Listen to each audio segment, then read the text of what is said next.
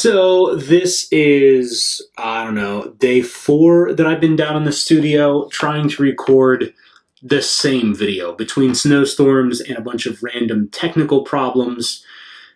It's been a long week. The ironic part is I'm recording a video for a product that's supposed to save you a boatload of time. And what product could possibly be worth this much time and effort and energy? I'm glad you asked, random internet friend, because that product is a Roomba.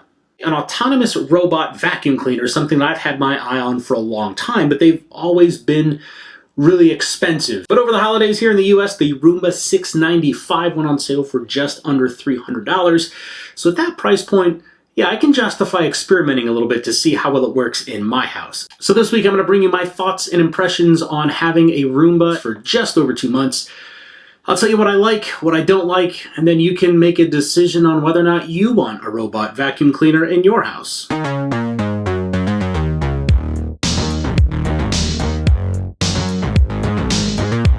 Roomba 695 from iRobot is an autonomous robotic vacuum cleaner that will wander your house, sucking up dirt, debris, and pretty much anything small enough for it to run over. And I specifically chose it because it was the most full-featured, cheap robot vacuum cleaner on the market by iRobot.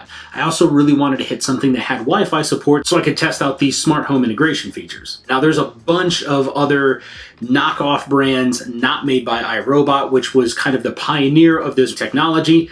And iRobot themselves have at least 5 different models listed on their website. So my first word of caution to all of you considering taking this similar plunge is be prepared to do a lot of reading. Now, I picked up the Roomba 695 from the US retailer Kohl's, and for that price you get the robot vacuum cleaner itself, an extra kit full of, rechargeable vacuum cleaner itself, plus some replacement parts, replacement plus a replacement kit. It also features 2 virtual walls, which I'll talk more about here in a little bit, and a dock that this thing will actually drive itself back to recharge its internal rechargeable battery. Now, right up front, I do want to call out the fact that Wi-Fi is completely optional. You do not need Wi-Fi for these things to work whatsoever, which I think is a strong point in favor of iRobot.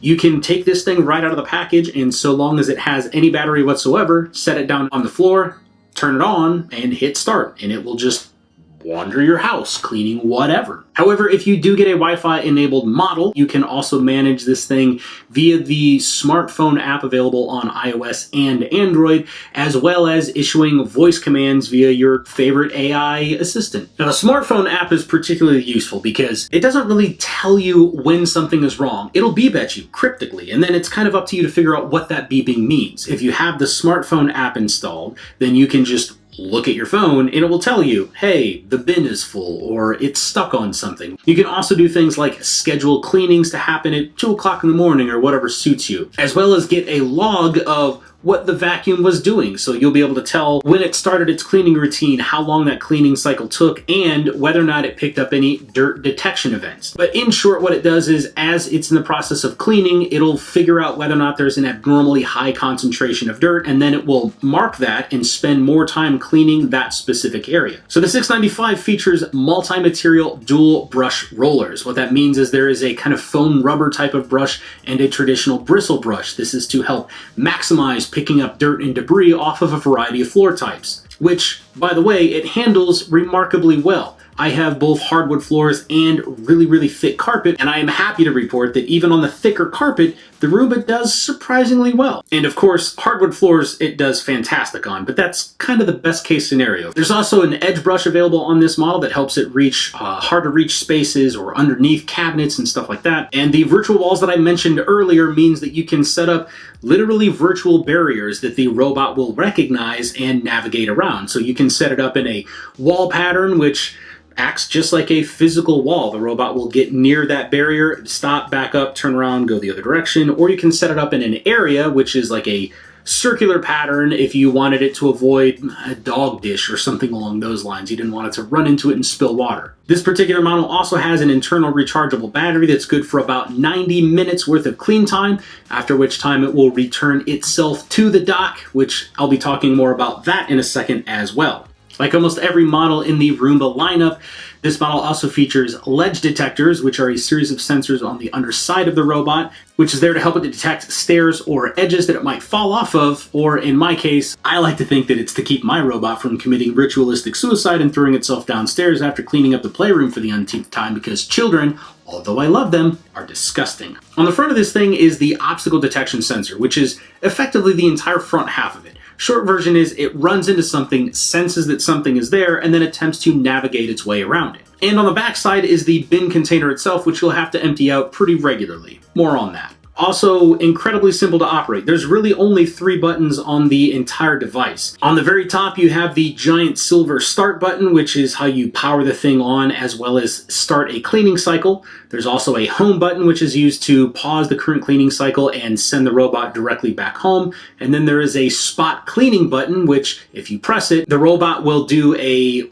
kind of circular spiral pattern, cleaning that area in about a 3-foot diameter and then spiral back in. Now this is great for if you have a particular spot that you want cleaned up right now and you don't want to wait for the robot to find that. You can just pick the thing up, set it on top of there, hit spot clean, it'll do its thing, and then return itself back home. So after 2 months of using it pretty much daily, what do I think about it? Let me talk about the positives first. So first of all, it's surprisingly quiet. It is substantially quieter than a traditional vacuum, but it's probably still way more annoying than what you really want to try and have a conversation either in person or over the phone around. It also cleans surprisingly well, even on thick carpet. It's also really, really good at navigating around obstacles. It's really good at following contour of things like cabinets or following the contour of a sofa leg. The ledge detector is surprisingly good. I've tested this a number of times, including like on top of countertops and on top of tables, just to see is there any chance that it's going to come close enough to the edge to fall off, and it doesn't. It's really, really well done. And like I mentioned earlier, it does have a dock that it will dock itself to recharge its internal rechargeable battery, and it does this all automatically. As soon as it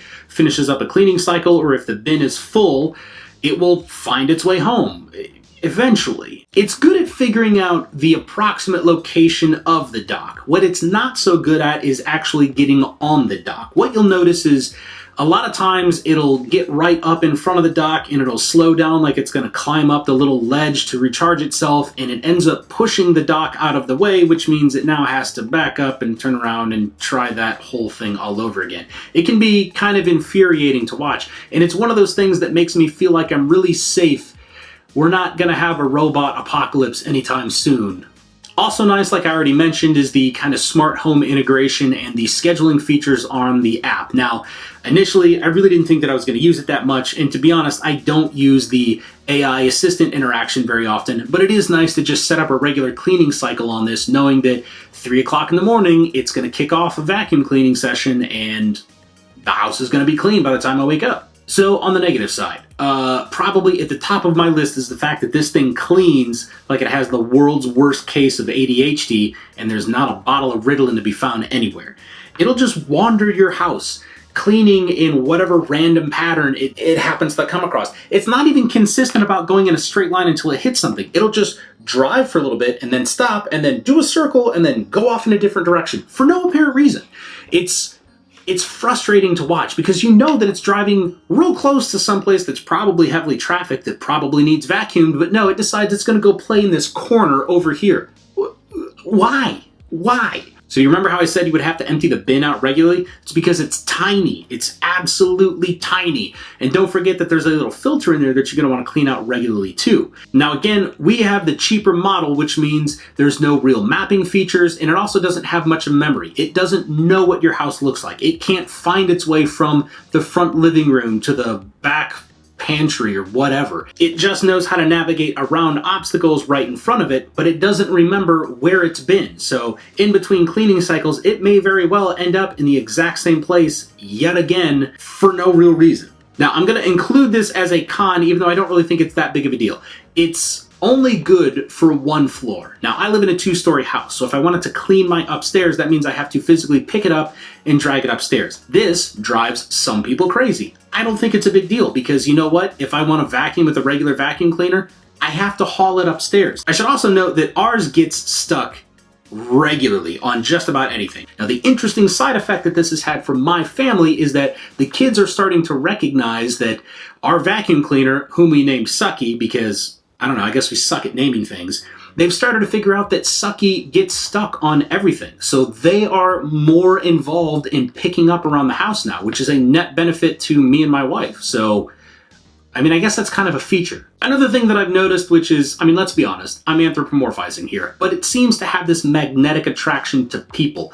If you're in the kitchen and you start this thing up, it will go to the kitchen and it will inevitably end up under your feet. I don't know why.